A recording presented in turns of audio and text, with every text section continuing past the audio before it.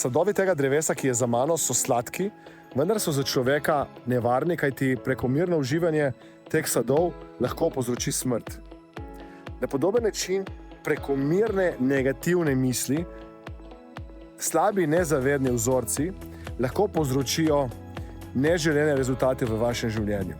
S pomočjo hipnoze in samohipnoze lahko naredite vse tiste spremembe, ki bi radi naredili v svojem notranjem svetu, da se izognete negativnim rezultatom in da dosežete to, kar bi radi dosegli v življenju.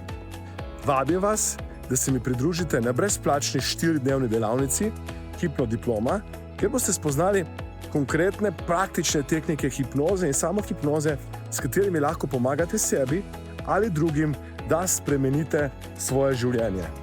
Vabim vas, da kliknete na link spodaj, se prijavite, udeležba je povsem brezplačna. Mimogrede, želve, tukaj vidite eno želvo v džakuziju za mano, lahko jejo sadove tega drevesa, ker imajo ustrezna protitelesa v sebi in so na to navajene.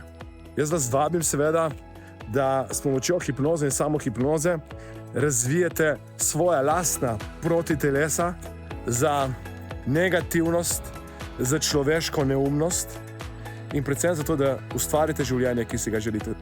Kliknite na link spodaj, prijavite se, udeležba na tej delavnici je povsem brezplačna. Pohitite.